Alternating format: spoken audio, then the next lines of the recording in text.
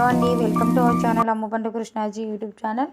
ఈరోజు ఈ వీడియోలో శనగల ప్రసాదము, శనగల గుగ్గిళ్ళను ఎలా ప్రిపేర్ చేసుకోవాలో మీతో షేర్ చేసుకుంటున్నానండి. శ్రావణ మాసం సందర్భంగా అమ్మవారికి వివిధ రకాల పిండి వంటలతో పాటు శనగలను కూడా నైవేద్యంగా పెడతాము.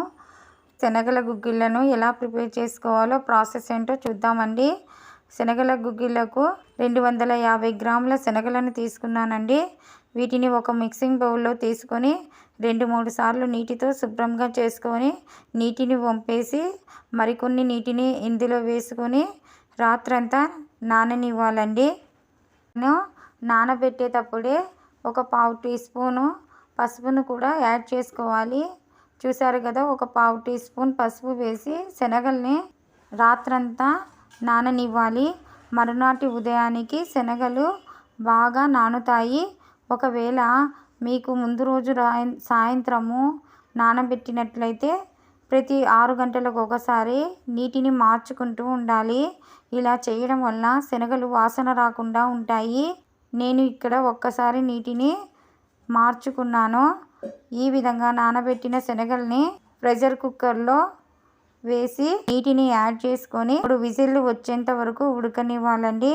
తాలింపుకు కావాల్సిన ఇంగ్రీడియంట్స్: ఎండుమిరపకాయలు, కరివేపాకు, సన్నగా తరిగిన ఉల్లిగడ్డలు, జీలకర్ర, ఆవాలండి. మనం తాలింపును ప్రిపేర్ చేసుకుందామండి. తాలింపు కోసము స్టవ్ వెలిగించి స్టవ్ పై కడాయి పెట్టి 4 టీ స్పూన్ల ఆయిల్ను వేసాను. ఇందులో జీలకర్ర, ఆవాలు, కరివేపాకు, ఎండు మిరపకాయలను కూడా యాడ్ చేయాలి. నిలువుగా కట్ చేసుకున్న ఉల్లిగడ్డలను యాడ్ చేయాలండి. పసుపు కొద్దిగా యాడ్ చేసుకున్నానండి. ఉప్పును కూడా మీ రుచికి సరిపడినంత ఉప్పును కూడా యాడ్ చేసుకోవచ్చండి. ఒకసారి టర్న్ చేసుకోవాలి దీనినన్నిటిని. తర్వాత 2 టీ స్పూన్ల కారంను కూడా ఇందులో యాడ్ చేసుకుంటున్నానండి. కారం అయితే మీరు రుచికి సరిపడినంత కారంను యాడ్ చేసుకోవచ్చు. ఎక్కువైతే ఎక్కువ, తక్కువైతే తక్కువ, మీ రుచికి సరిపడినట్లు కారాన్ని యాడ్ చేసుకోవచ్చండి. నేనైతే 2 టీ స్పూన్ల కారాన్ని యాడ్ చేసుకున్నామండి.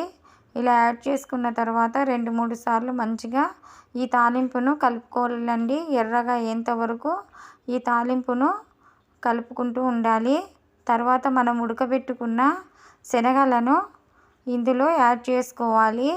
నేనైతే శనగల్లో నీటిని వేరు చేయలేదండి. నీటితో పాటే ఈ తాలింపు మిశ్రమంలోకి వేస్తున్నాను.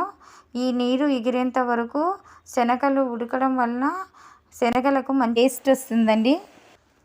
తాలింపు కూడా శనగలకు మంచిగా పడుతుంది. అంతే అండి, ఎంతో టేస్టీగా ఉండే శనగలు గుగ్గిళ్ళు తయారయ్యాయండి. అమ్మవారికి ప్రసాదం పెట్టేటప్పుడైతే ఉల్లిగడ్డలను, కారాన్ని వేయరండి.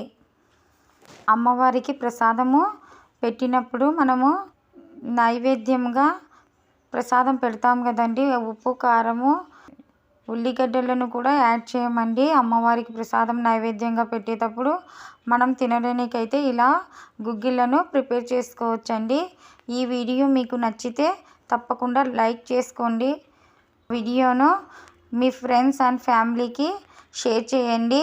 వీడియోల కోసం మా ఛానల్ను సబ్స్క్రైబ్ చేసుకోండి. Thanks to watch it.